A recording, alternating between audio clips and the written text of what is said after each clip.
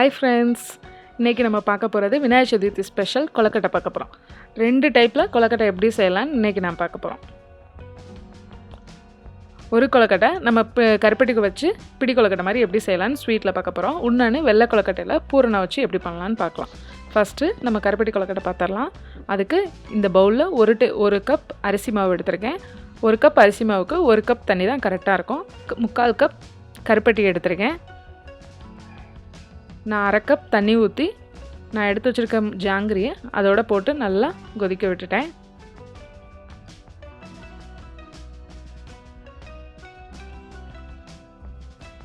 இப்போ ஜாங்கிரி நல்லா கரைஞ்சிருச்சு. இதை ஒரு ஃபில்ட்ரு வச்சு ஃபில்ட்ரு பண்ணி எடுத்துக்கிறேன்.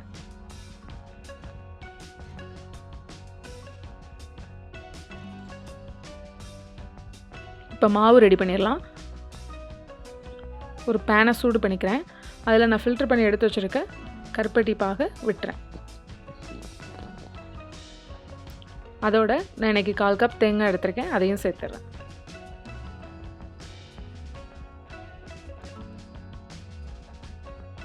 ரெண்டு டேபிள் ஸ்பூன் எள்ளு வறுத்து வச்சுருக்கேன், அதையும் இதோட சேர்த்துக்கிறேன். எள்ளு வறுத்து சேர்த்துக்கோங்க, அப்போ தான் அது நல்லாயிருக்கும். 1 டேபிள் ஸ்பூன் நெய் சேர்த்துக்கிறேன்.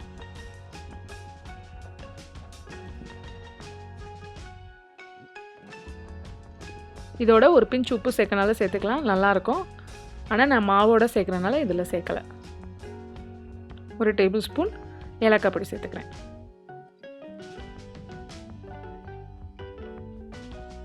இப்போ நல்லா கொதிக்க ஆரம்பிச்சிருச்சு. நான் 1 கப் தண்ணியில் 3/4 கப் தண்ணி தான் சேர்த்துருந்தேன். ஸோ 1/4 கப் தண்ணி சேர்த்துக்கிறேன்.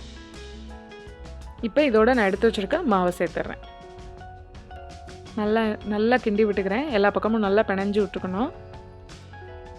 இந்த அளவுக்கு மாவு நல்ல பதத்துக்கு வந்துருச்சு. தண்ணியும் மாவும் கரெக்டாக எடுக்கிறனால தான் இப்படி சட்டியில் ஒட்டாமல் நல்லா மாவு பிணைறக்கு வரும். இப்போ மாவை நான் நல்லா கையை வச்சு பிணைஞ்சு விட்டுக்கிறேன். இப்படி மாவு ஈஸியாக கொழுக்கட்டை பிடிக்கிற அளவுக்கு இருக்கணும். கொலன்னு இருக்கக்கூடாது, ரொம்ப ஹார்டாகவும் இருக்கக்கூடாது. இப்போ நல்லா கரெக்டான பதத்தில் இருக்குது. இப்போ இதை வேக வச்சு எடுத்துடலாம். இட்லி பாத்திரத்தில் எண்ணெய் தடவி இல்லைன்னா துணி போட்டு வேக வச்சு எடுத்துடலாம். நான் இன்றைக்கி துணி போட்டு வேக வச்சு எடுக்கிறேன். இதே மாதிரி எல்லாத்தையும் பிடிச்சி வச்சிடலாம் கொழுக்கட்டையை.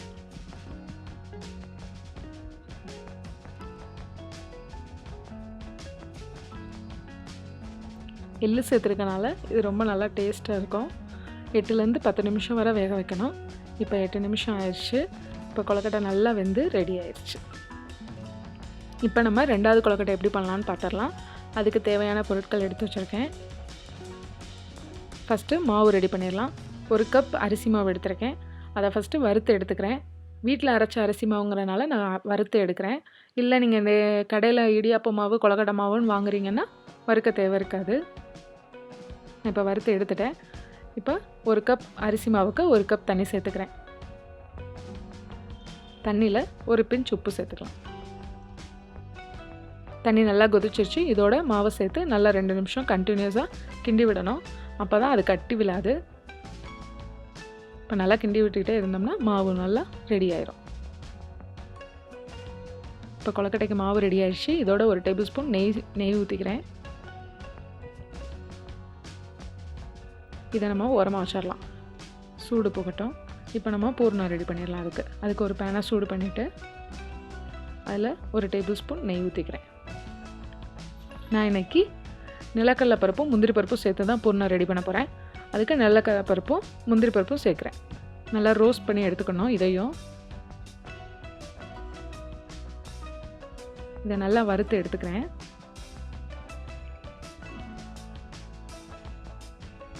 இப்போ நல்லா வறுந்துருச்சு. இதோட 1/4 கப் தேங்காய் எடுத்துக்கிறேன். நீங்கள் 1 கப் அரிசி மாவு எடுக்கிறீங்க அப்படின்னா 1/4 கப்லேருந்து 1/2 கப் வரை தேங்காய் எடுத்துக்கலாம். 2 டேபிள் ஸ்பூன் எள்ளையும் சேர்த்து வறுத்துக்கிறேன். இதோட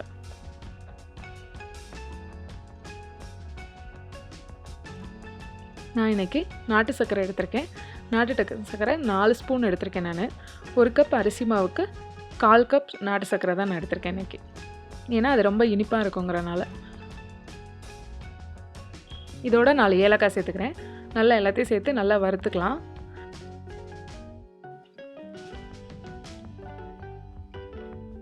அடுப்பு ஆஃப் பண்ணி சூடு போன உடனே ஒரு மிக்ஸி ஜாரில் மாற்றிக்கிட்டேன். இதை அரைச்சி எடுத்துகிட்டு வந்துடுறேன்.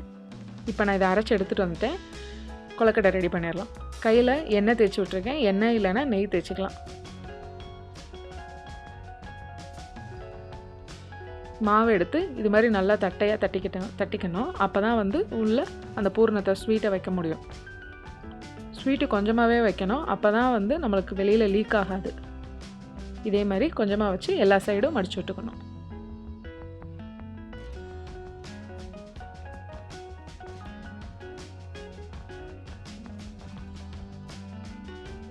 உங்களுக்கு கரெக்டான ஷேப் வரல அப்படின்னா 2 சைடு மட்டும் இது மாதிரி மடிச்சு விட்டுக்கோங்க. இல்லை ரவுண்டாக கூட நம்ம பிடிச்சி வச்சுக்கலாம். இல்லை கொழுக்கட்டை செஞ்ச மாதிரி பிடி கொழுக்கட்டையாக கூட இந்த பூரணத்தையும் உள்ளே வச்சு பிடிச்சிக்கலாம். இப்போல்லாம் நிறையா மோல்டு விற்கிது. அது வாங்கி கூட நம்ம செஞ்சுக்கலாம்.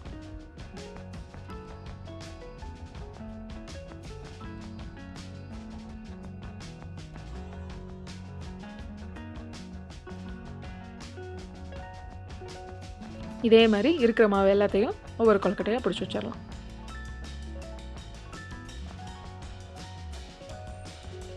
இட்லி சட்டியில் நான் தட்டில் எண்ணெய் தேய்ச்சி வச்சுருக்கேன்.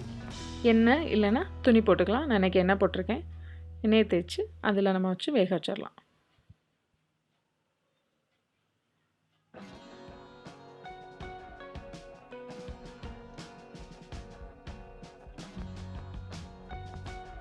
இப்போ எல்லாத்தையும் வச்சுட்டேன். இப்போ நம்ம மூடி போட்டு 8லேருந்து 10 நிமிஷம் வரை இதை வேக விட்டுடலாம். இப்போ நல்லா வெந்துருச்சு. நம்ம எடுத்து சர்வ் பண்ணிடலாம். சுவையான கொழுக்கட்டை ரெடி.